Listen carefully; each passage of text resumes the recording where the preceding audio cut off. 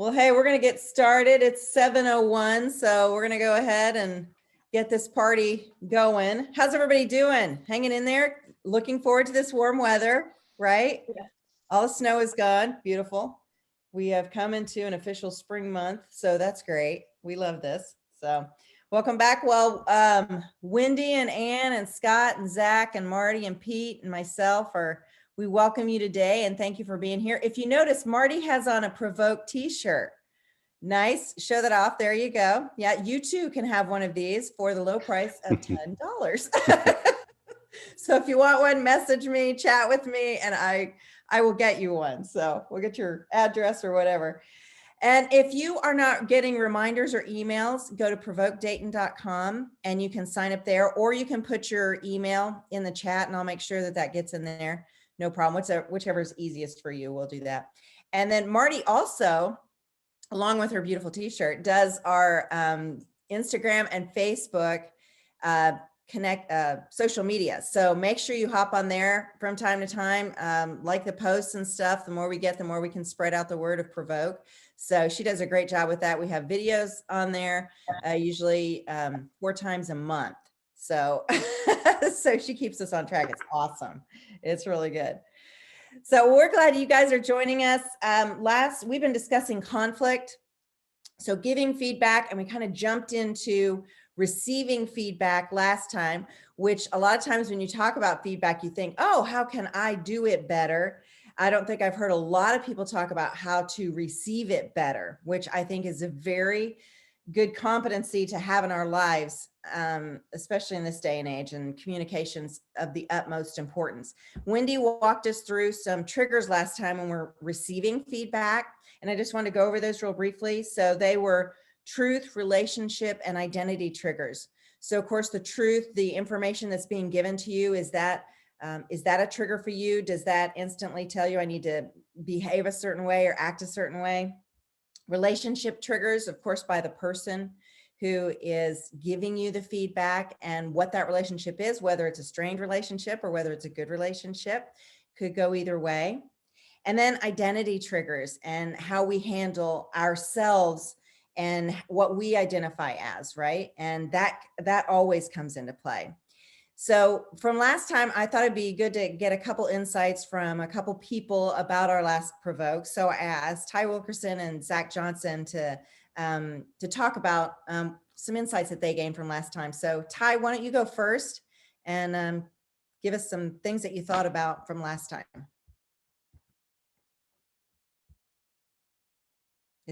Or Elise, is Ty on? Did he drop off? He's on. He's muted. There we go. Unmuted. There we go. Oh, okay. There you are. All right.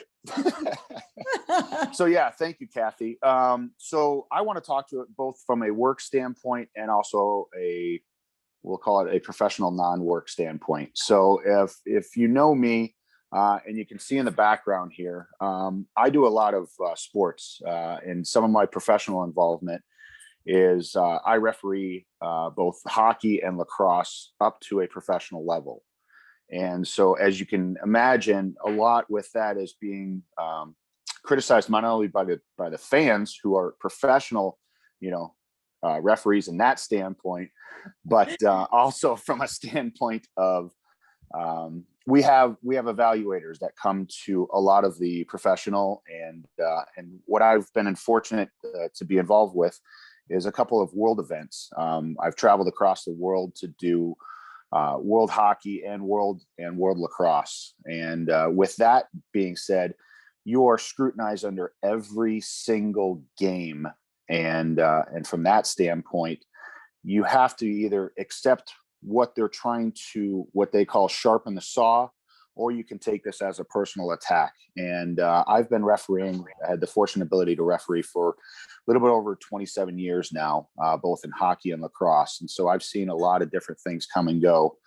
And I think the biggest point that I want to make is taking that feedback, and you're going to take it either one of two ways: either build on that feedback and be a better person and not taking it personal, or you can take it to the opposite standpoint, is that this person's attacking you, or finding some flaw with you, and it's going to be a grudge, and you're never going to learn within that piece. And so what I've taken the standpoint, and it's taken me some time to accept that person, whomever it may be, whether it's somebody who has the same amount of time doing this craft that I've been doing, or somebody that sees something within there that might be an ism that I have within on the field or the ice rink, and helping me grow as a person.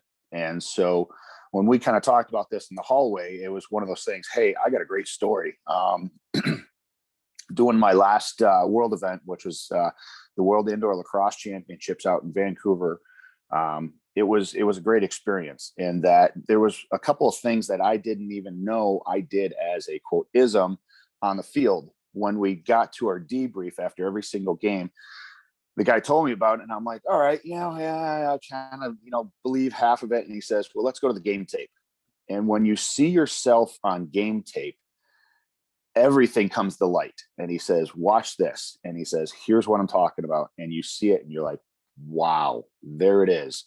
And so he says, look, I'm not trying to attack you. I'm just trying to help you, make you better. And so it got me to elevate my game to do the gold medal game that year, and be one of the top officials for the tournament. So it was an amazing experience, and one of those things you grow upon. And like I said, you take one of those two divides of the road. Either you're going to accept this and grow, or you can fight this and keep doing what you're doing. So that's my story. Wow. You know what? That's an interesting perspective, Ty. That's really awesome, because who has like a video playback? True. Very true. I mean, like your heart probably sinks after you hear that, but Absolutely. the perspective to be able to say, I'm either going to go right or left here. Which way am I going to go? Yeah. So that's a great perspective. Okay. Zach, why don't you take it away and tell us what you thought? Yeah. So when we talked about gaining feedback, and in my world, my old world used to be athletics. So sports has been a part of my life forever. And so in sports, you get feedback, and you get it, at times where you don't want it, you don't know how to receive it. So I was thinking about like the worst feedback I received as an athlete. And I would say the harshest I received was when I was with the Kansas City Chiefs, and I got called in the GM's office, Scott Pioli, and he basically essentially told me I wasn't good enough to be in the NFL, wasn't good enough to be on the team, and to pack my bags and to head to the airport, and I have a ticket back to Dayton, Ohio. And so for me, that was like hard feedback, because my entire life has been sports. My entire life has been built on performance, and my identity was built in kind of how I was as an athlete. So for someone to tell me, hey, you're not good enough, like you can't be in this league, you need to find a new profession. It was kind of an identity crisis for me at that time. So I had to reflect on it. I had to figure out where I wanted to go next in life. So I had an opportunity to play in Canada, and had an opportunity to bounce around a little bit. But ultimately, I decided to like really look at myself, and probably like have some self-reflection. Like, yeah, he was probably right. Like, I had a great career. I had a great college career, and it was okay that I wasn't good enough, right? But how could I change moving forward, so my identity wasn't based on performance? And so I don't know if a lot of people know about Players Box at Southbrook, but so that's why I'm so involved in Players Box, because we help junior high and high school athletes, artists, academics, in understanding performances, and dealing with that pressure. And I tell people, I never had fun in any, going from high school through college to the NFL. I didn't have fun one time playing a sport that I essentially got paid to play. So everything was just based on like, how can I do something next? How can I do the next thing? How can I perform? Like I was lucky enough to be an All-American in college, played in the NFL. and not one time do I look back and like I enjoyed it. And because of that, I like was afraid to fail in terms of not going all out. So I tell the story in Players Box that I was so afraid that I would mess up that I never went 100. I was a punter, so I don't know if that really counts as being in the NFL or not. But I kicked and punted, but I never went all out on a kick because I was afraid if I messed up, or we call it like a shank, if I shanked it and it went off the side of my foot, I would get cut. So I probably went 90% at every kick because I'm like, I just want to stay here. I want to play it safe. And at the end of the day, I got cut because my average that I was competing against was less than 1 yard difference and a hang time of 0.03 difference of the person I was competing against for the roster spot.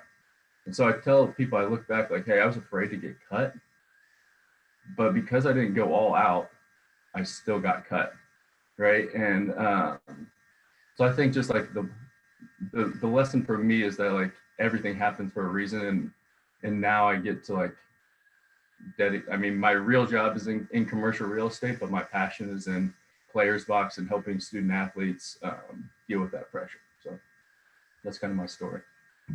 That's awesome. Thanks, Zach. I'll be the one to say it does count. So I'm just going to confirm you there. That's an amazing story, especially, when your life is kind of on a trajectory of a certain place and all of a sudden it feels like you've been, whacked upside of the head with that kind of news. That would be really hard to take. And especially, you're right, like you said, our identity becomes certain things. And that's what we're going to delve into today. We're going to talk about identity. So I am going to hand it over to Wendy to talk more about that. Awesome. Thank you, Kathy. Anne, are you doing slides? Great. Thank you. And Zach and Ty, thank you so much for sharing your story. Thanks for being vulnerable, because again, when we're vulnerable, we can learn from each other. And I'm guessing in the experiences that both of you shared, you probably ran into all three of those triggers, right? Depending on the situation. And the other thing that I'll add is if, everyone hears what they're saying, they also then came from a place of choice in how they reacted to their circumstances. So that's what we're going to dive into a little bit more today, is our identity trigger in conflict management. And we talked a little bit about this last time when we were talking about all of the triggers, but just want to do some review. As a reminder, this information comes from the book Thanks for the Feedback by Sheila Heen and Douglas Stone. Again, great perspective of thinking from the receiver versus the giver. So identity really focuses on it does not focus on just the feedback or the person giving it, right? It's focusing on us. And it is the story that we tell ourselves about who we are and what the future holds. And when critical feedback is incoming, our story is under attack. And so that story could be what we're like, what we stand for, what we're good at, what we're capable of.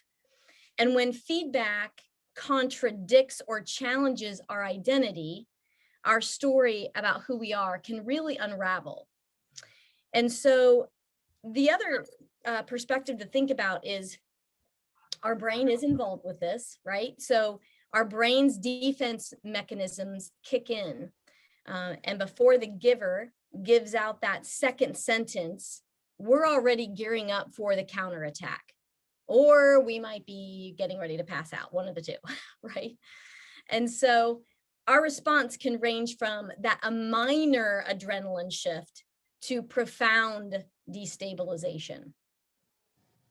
So we don't always respond to the words of the giver, right? We are responding to our distorted perception of those words. And we talked again a little bit about this last time, but because feedback is threatening, we see it as threatening many times. It's that internal voice that's saying things like, I screw up everything, I'm doomed, I'm not a bad person, am I? right? So that's just a reminder of when we're in this mode of the identity trigger, those are some of the things that we might say to ourselves. So one of the most important things in this and in all of the triggers, but since we're focused on identity trigger, it's understanding our own temperament gives us insight, right, into the why we react the way that we do. And then that also helps others, why others don't react the way that we expect them to, right? We have expectations for people and how they show up as well. So if we go to the next slide. Thanks, Anne. Feedback can be, again, when we talk about how feedback can be threatening, it's because it prompts questions about the most challenging relationship that we have. And that is the relationship with ourselves. So things around, are you a good person, right? Do you deserve your own respect? Can you live with yourself? Can you forgive yourself? So again, not everyone reacts to feedback and identity threats in the same way and to the same degree, or takes the same amount of time to recover. So I might get feedback, right? And when my identity is triggered, it may take me a while to quote unquote get over that. Somebody else, that may be different. So again, when we understand our wiring, it's going to help us understand our own emotional reactions when receiving that feedback. And the reason that that's critical is because our feelings, and we talk about this all the time with this group, right? Our feelings influence our thoughts. And the story that we tell ourselves about what the feedback means can become distorted. So it becomes not even the truth, going back to, to talking about truth, it becomes not even the truth because of our own identity triggers. So as you can see, all of these are connected.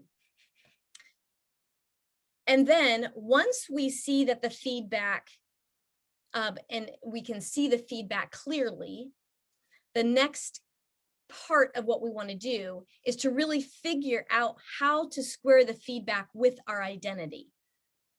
And that comes back to our self-story, right? About who we are in the world. And if we aren't really careful, that negative feedback that we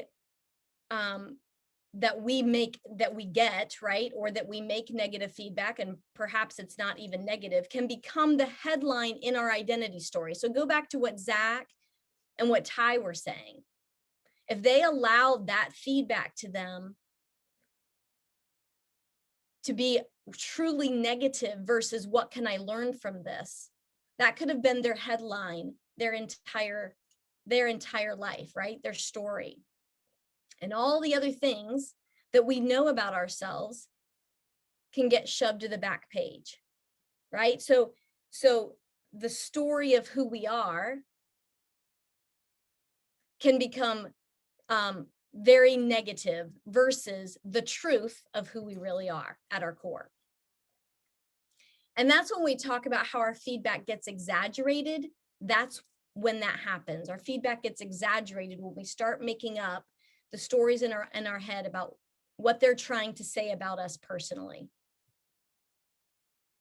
So as we talk about this identity trigger, I'm just curious, what comes up for you when we talk about this identity trigger in relation to conflict? So either put it in the chat, if you will, or take yourself off mute and share.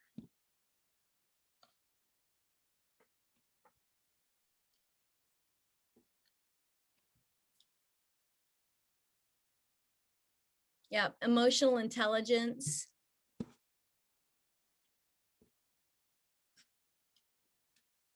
What else?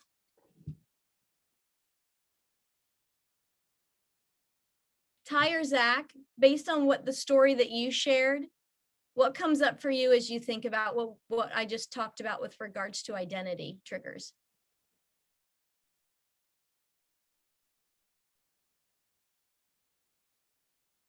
You're on mute.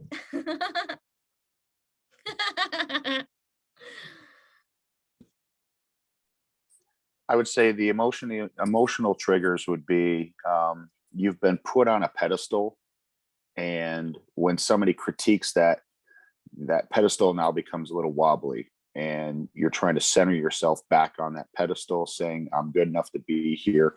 This is how I got up to this place. And all it takes is just a little bit of that rocking back and forth. And then you want to stable yourself back to that center point. And if you take that and take it personally, that's when you fall off that pedestal and you're having to get back up on there. Right. That's great. That's a really good way to explain it. Thank you, Ty. What about you, Zach? Yeah, I would agree. I would agree kind of with everything Ty said. It's just learning how to handle that feedback and take it in a place of positivity. Mhm. So again, I would just agree with what Ty said. I thought that was good. Thanks. Yeah, it goes back to when I was talking earlier, right, about those questions. Are you a good person? Do you deserve your own respect? Can you live with yourself, forgive yourself, and all those other things? It comes back to questioning who we are. What else? Let's see. Is my competence in question? Oh, Kathy, that's really good. Yeah. Being seen as capable, shame versus guilt. So true. Listen to understand, not defend. Todd, that's one of my favorites.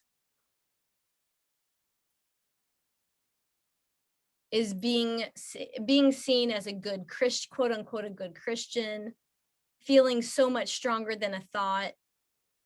Yeah, so true. Reflection, emotional trigger. It's so hard to not be perfect. Yep.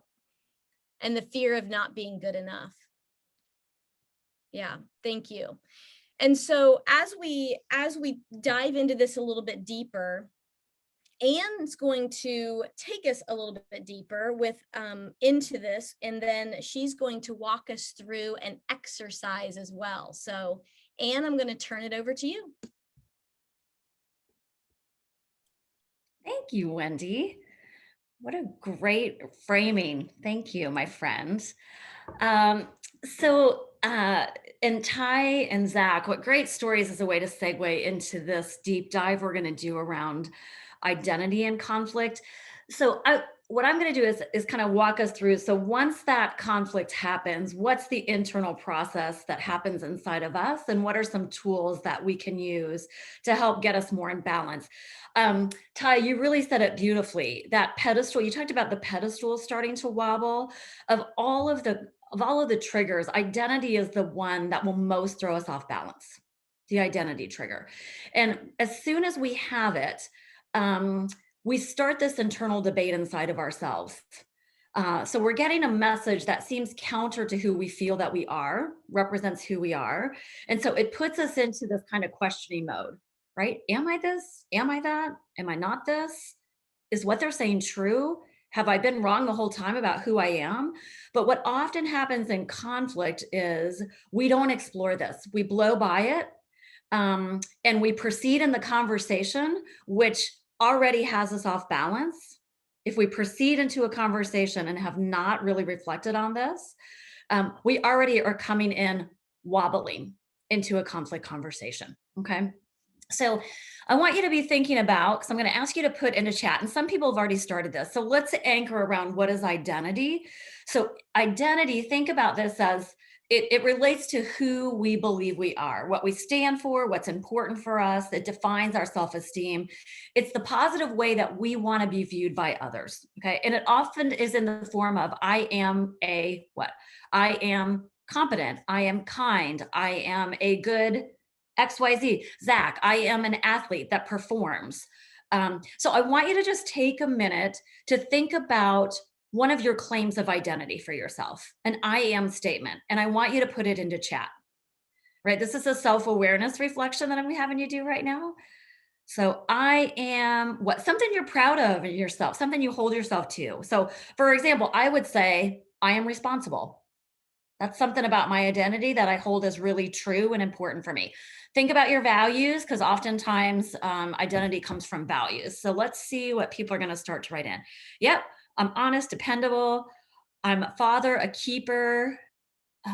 provider, I'm knowledgeable, I'm a hard worker, I'm a Christian. These are fantastic, right? I'm consistent with my officiating, I'm self-motivated, I'm a pastor, I'm loyal, I keep my word, I'm organized, beautiful, I'm brave, I'm collaborative. Yeah, fantastic, beautiful, beautiful. I'm kind. Yeah. So I want you to just take it on a piece of paper, because we're going to do some work here in a minute. Just on a piece of paper, write down 3 statements about your identity. Just write down 3 things that you just hold as really true and important for who you are.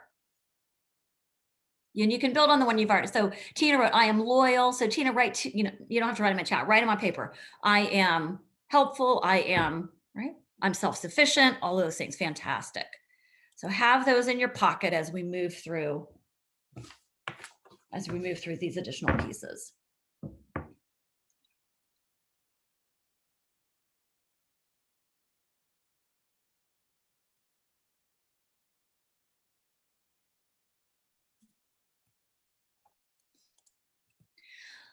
All right, so because identity is so near and dear to who we are, when someone suggests that we are not what we believe about ourselves, if, for example, we get feedback that would suggest we're not responsible, that would suggest we're not self-sufficient, that would suggest we're not competent, right? If we can, we often will have 2 strategies, and these are very normal. So there's no judgment here. Know that we often will go to these 2. We want to give you a 3rd option, right? Because we know these are the natural tendencies of the brain to go to these 2 strategies. So the first one is, and these strategies are to protect us, right? That's what the brain does. It keeps us from harm. It says, I want to keep you safe. So the first one was, we are going to deny at all costs that any piece of that feedback is true. Right? So it's this belief, it's this mindset of, this is such a threat to my identity. There's no way I can accept it. So I'm just going to really push against it and resist. And I think both Zach and Ty talked about, that's a choice. We can resist and resist and resist. Right? And it's natural. Unfortunately, it doesn't move us into a space where we can then be really grounded in our conflict conversation with the other person. The other one is, so we can completely deny. I'm sure that you've had experiences with people who completely deny. We then can go to the other side where we completely exaggerate. And Wendy touched on this, right? So it's like we take that one little piece of feedback and make it mean everything about that identity for us, right? Oh, gee, so wait, if I'm not competent here, then that means I'm not competent anywhere. Right? We then build this huge story about how this piece of feedback then becomes all of who we are. And we let then others dictate how we see ourselves. So either of these, we can go into this real like, oh my gosh, I'm so bad, I'm so not worthy, or we can fight against it. And many sessions ago, Wendy talked about catabolic energy. We get into this place of catabolic energy. These 2 strategies put us in that catabolic energy, right? Where we are, it's like, I lose, or I'm going to win and you're going to lose. When we show up in those ways, we then create disconnect with the person that we're engaging with, right? So it's our opportunity to, one, when we recognize that those triggers are happening, where is our tendency between these 2? Do we go to one of these more quickly than the other?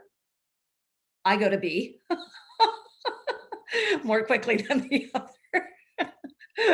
And it's a real spiral. It is not a happy place to see Ann in at all, right? Because I can go in that pit for a while until I'm able to kind of step back, move myself out of it, and do some reflection. And I love, Zach and Ty and others have said, reflection being a really critical part of this, right?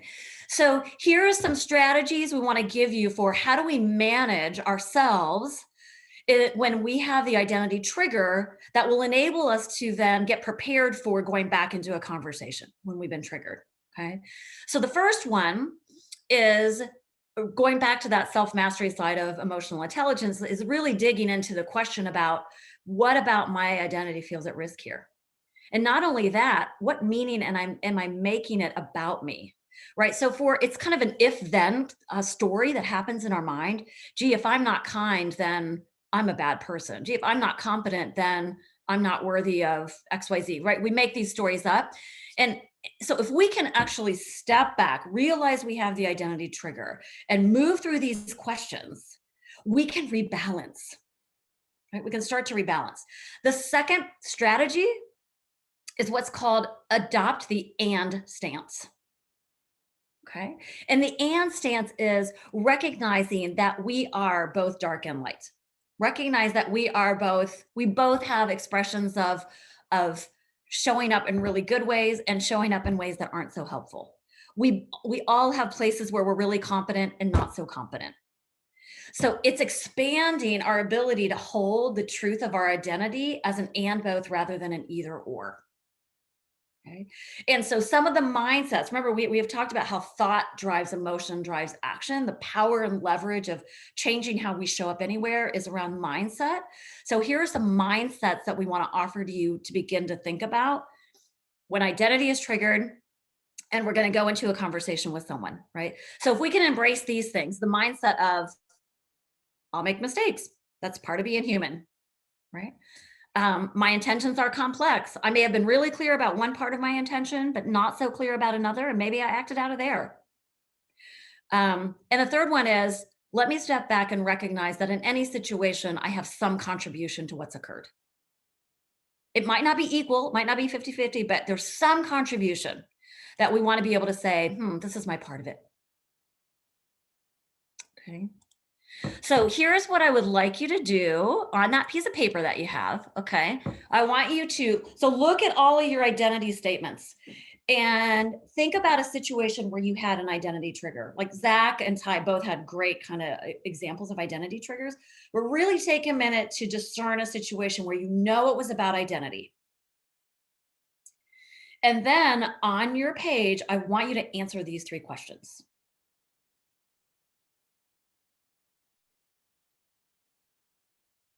And look at your identity, your identity statements, right? What about my identity feels at risk here? Maybe it's one of those statements that you wrote down.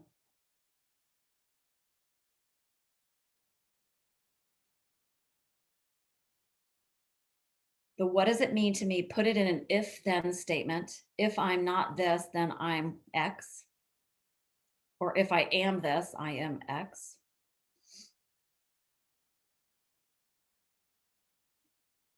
And then answer the last question.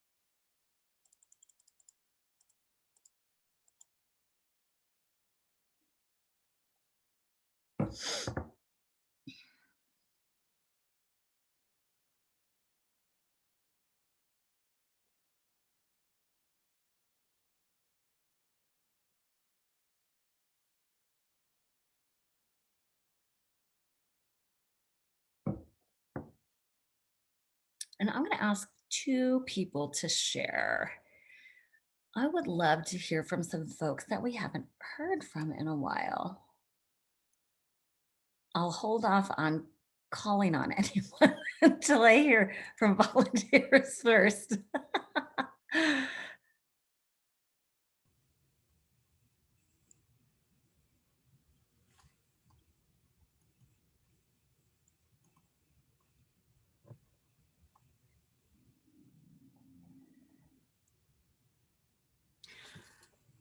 I'm willing to go. Oh, great, great, great, great. Let me, sorry, on this chat, it's hard for me to see who just volunteered. Tara McCafferty. Oh, great. Hi, Tara. Thank you. All right. So Tara, I'm actually going to stop this share for a moment and I'll just take you through these questions because I have them in front of me. Okay. All right. So the first question is, what about, in the situation you described, what about your identity feels at risk? So the situation I was thinking about was a time when I interviewed for a job that I wanted Yeah. very much and thought it was a really good fit for me, and I did not get it. Okay. All Um, right. And so what that triggered for me was my identity about being knowledgeable in my field. Yes. So so it must mean that I'm not knowledgeable. Okay. Not knowledgeable. Let's take this a little bit further. So if I'm not knowledgeable, then what? If I'm not knowledgeable, then I'm a failure. Then I'm a failure. Often identity leads directly to that, right? It leads directly to, if I'm not this, then clearly I'm not good enough in, I'm a failure, I can't be successful. Okay. And how did you see yourself responding in that, Tara? What did you notice about your reaction to that story you were telling yourself? Well, my reaction typically is I'm going to start with denial. Aha. And Okay. so, it's not that I wasn't knowledgeable. It's obviously them. Yeah, It's absolutely. obviously not me because I am knowledgeable. But Right. at some point, then, you kind of swing around and go ahead and go with the second coping mechanism, which is I must not be knowledgeable and therefore I must be a failure. And then I'm crushed. Yeah. Tara, thank you so much for lifting up. It's a ping pong often between the two, Mm-hmm. right? It's like, wait, I'm going to go here, then I go back here. Oh, wait, then I'm going to go back here, right? It is a real ping pong because oftentimes what gets triggered around identity is shame. Mm-hmm. Right? Shame is the thing that gets triggered around identity. And so, Tara, if that were true, right? How would you feel if what you feared was true? That if I'm not knowledgeable, therefore I'm a failure. Yeah, I would feel crushed and unable to function. Yeah. Okay. So in some ways, you actually know that if then statement is not true. Yes. Right? It's like, wait. Because if we stayed in that space, what would happen is we would just crumble on a heap on the floor, right? All of us have mechanisms to kind of move beyond that. So what thought did you get to eventually, Tara, that enabled you to maybe see it more fully and more broadly? That all of the other times in my life when I was successful, when I did get the job, when what I did want to do happened.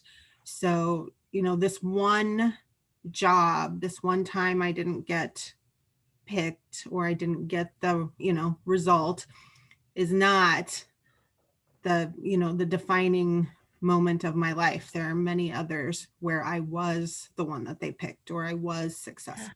Beautiful. So you then went to the third strategy. It's the and both. Yep, perhaps in this scenario, I didn't have the knowledge that they required, and I have in many other situations. So what is it that I can draw on from that? Mm-hmm. Right. So I'm saying in this process, we may still ping pong in that, kind of denial and in that over exaggeration, but how do we get to that and both more quickly? It's like, okay, recognize I'm here. How's that serving me? Recognize I'm here. Is that serving me? And then being able to shift to the third stance, the third option. And so we want to build your capacity to go, how do I get there faster? Right. So these tools are like, how do I get here faster? Thank you so much, Tara, for volunteering. I appreciate it. All right. So I'm now going to have you take a next step on that process so take this situation the situation that you just described and answered those questions around. And now I want you to answer this next set of questions, okay? Because the next set of questions, so this is like understanding my trigger, right? This is building your self-awareness.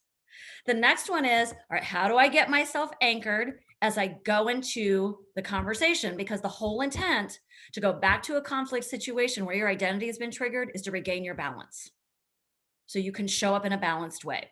So in that situation, in that specific situation, these 3 questions, okay, the mistakes that I made in this situation. This goes back to the belief of I'm going to make mistakes. So what was the mistake I made in this situation? We start to build a lot of ownership here.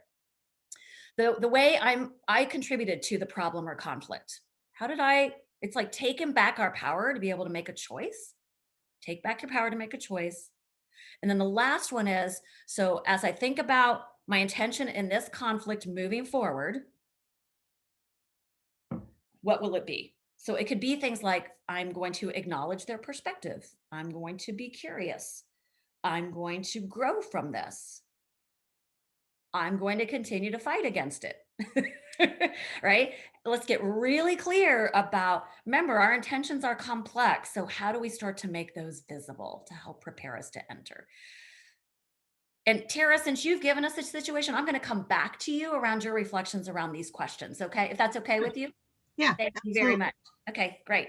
So folks, just take a couple of minutes to reflect on those questions.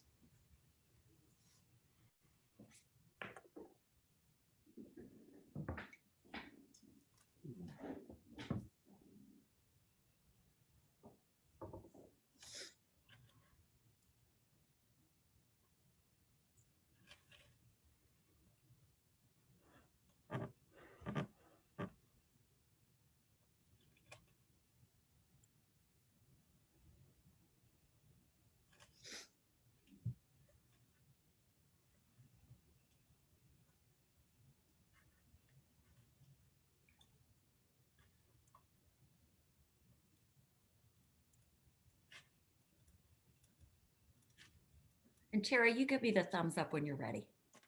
Okay. Yeah, I'm ready whenever. All right, great, great. So you gave us the situation. So as you reflect back, Tara, what might you kind of hold as, all right, mistakes I made or kind of moves I would reshift? What were those? So I think the mistakes I made were going in overconfident and assuming I knew what they were looking for and what their expectations were. Okay, fantastic, right? And in some ways, that's connected with your knowledge identity. Mm-hmm. You know, our identity can serve us well, and it can get in our way, right? If we hold on to that. Great. So the way you contributed to the outcome, you can call this the outcome, the problem, the conflict, was what? Well, when I was thinking back on it, there were several answers, or points in the conversation where, on reflection, it was probably seemed more bragging or, or I don't know, not necessarily listening to what they were wanting, but more imposing my excellent knowledge on them. Of course, right? Sometimes it's kind of the overplay of an identity that then becomes the shadow, right? It's like, oh, okay. So as you think forward, your intention moving forward, like in new jobs, it might not be in this particular conflict. What would be your intention moving forward? Thinking about it, I thought I needed to do more preparation on myself, not necessarily more researching the company or things like that, but just more preparing myself for being a better participant in the interview, making sure that I'm prepared to listen, and not doing that thing where we hear the first part of the question and then plan in our head the next 33 things we're going to say about it. Beautiful, beautiful. So Tara, I heard you just expand your identity. You expand it, right? You're like, I'm going to accept this. Now let me build on that. I can be both knowledgeable, express my knowledge, and a participant in this process, right? So we start to then say, what's the opportunity to balance and incorporate more of our identity when we think about how we want to show up in a conversation? Tara, thank you so much for your bravery and sharing it with us. And really for like saying things like, wow, I might have shown up as bragging. That's a brave act. And so thank you very much for your transparency. Right. So we're gonna ask you to continue to practice these set of things over the next month to really dig into the identity conflict and help you get regrounded as you move forward in those. And so I am going to turn it over to my friend Scott.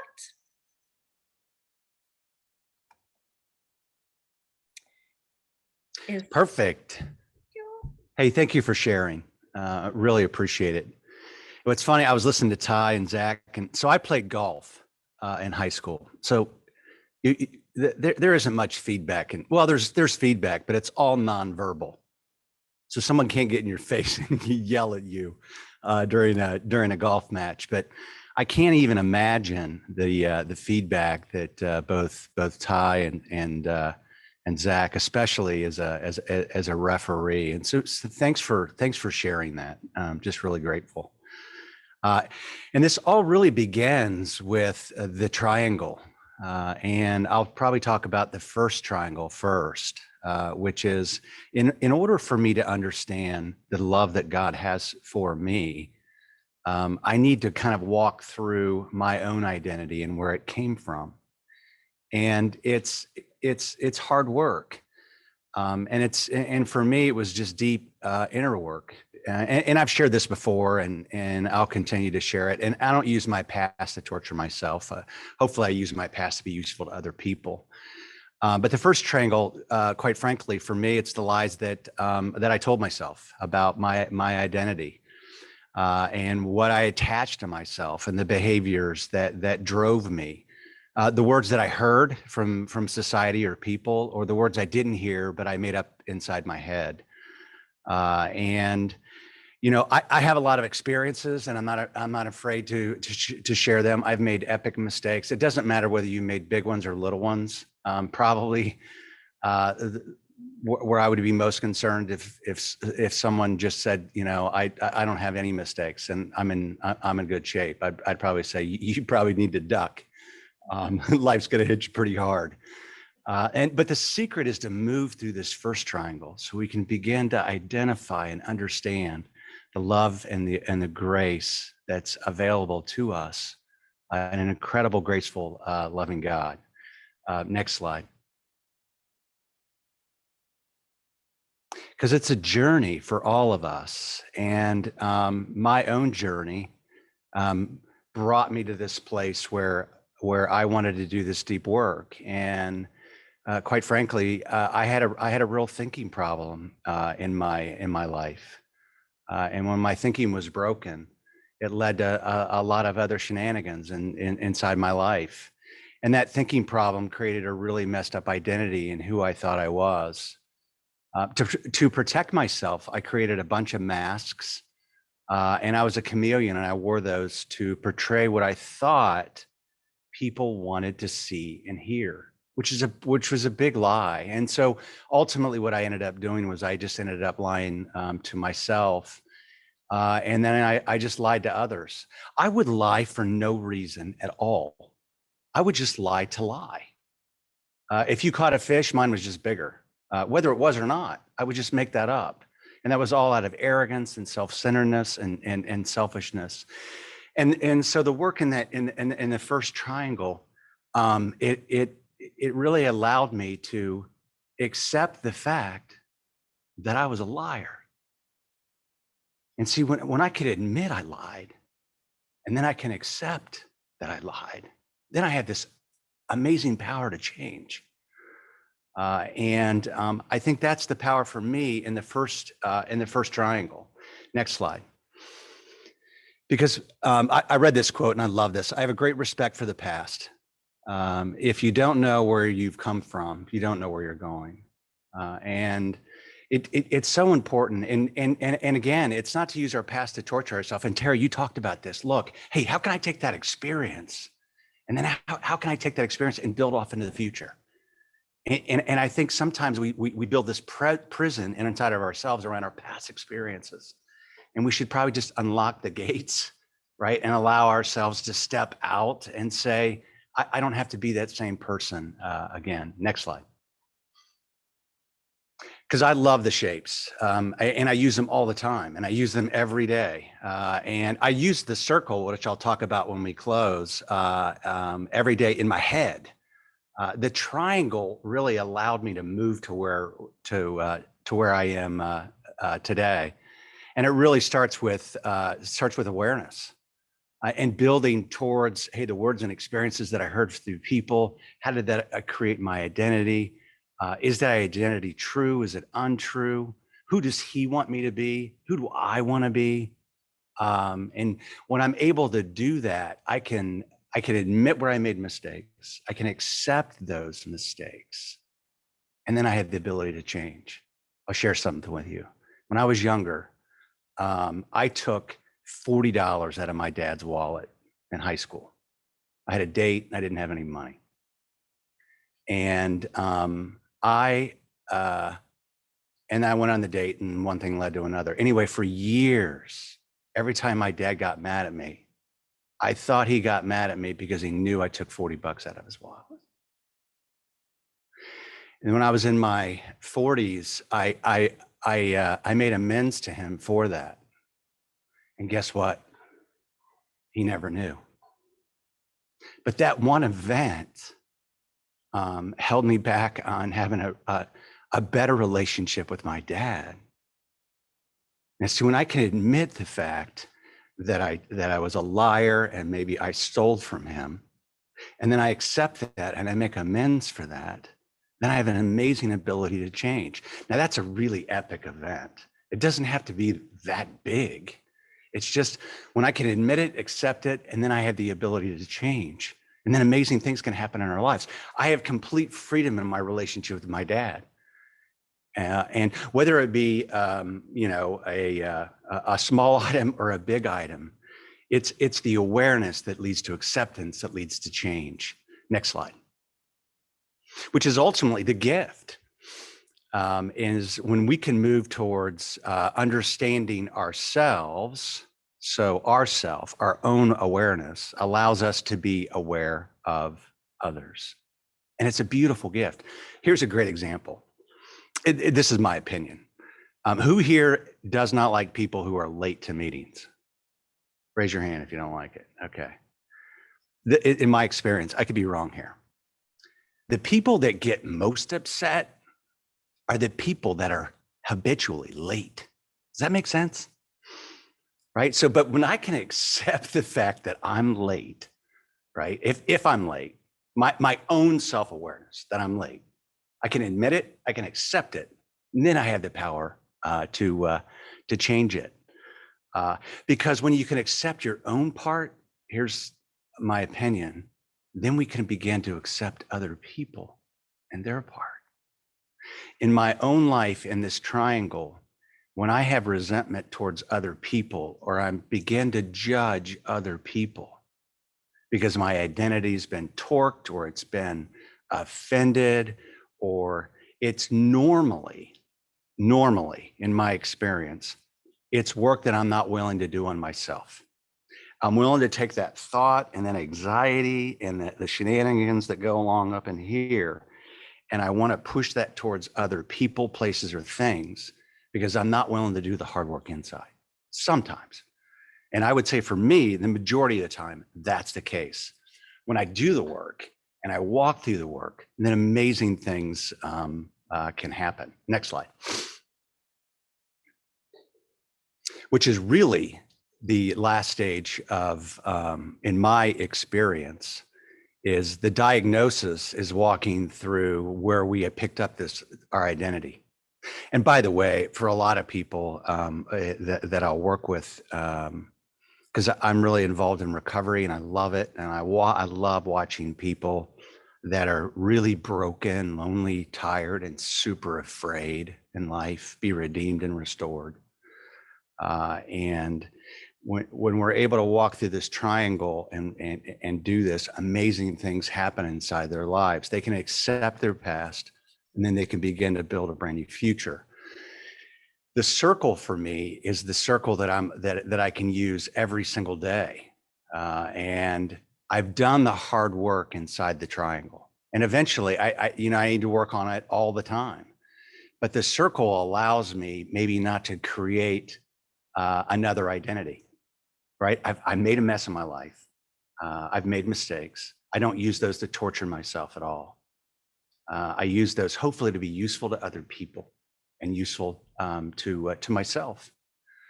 And now, in order not to go back there, I use the circle, and I have to use that every single day.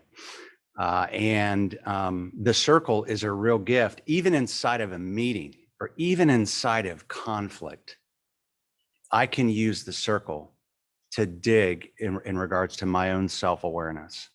While someone's talking to me, I can use the circle.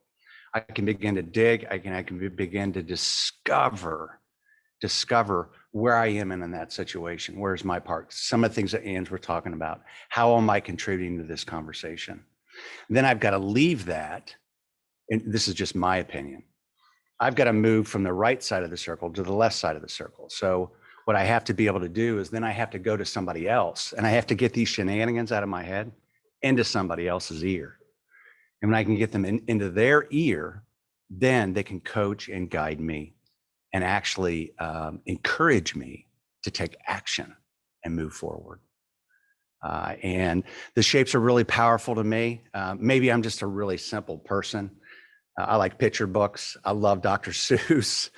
But if I've got 5 shapes and they can help me every single day in my journey here on Earth, and I'll continue to talk about the shapes because I adore them. So we're almost right at 8 o'clock. Anne's got to jump off right at 8. So Anne, thank you for everything. Kathy, thank you for starting and opening us. Ty and Zach, I can't thank you enough for your vulnerability. And can you guys imagine a referee or even a football coach if somebody said, "Hey Zach, I need you to can we share some feedback right now?" No, I mean, they just come at you with feedback like instantly. So thank you for sharing that, because I think it was a really good experience. And Tara, thank you for sharing as well. So we will join again. And what is the date? Does someone have the next? I have to look at my phone. It is April for sure, and we will be here on April 6th, right? April 6th, 7 a.m. And thank you for joining us, and have a beautiful, lovely day. Take care. Have a great day, everybody. Bye, everyone. Well- Thank you.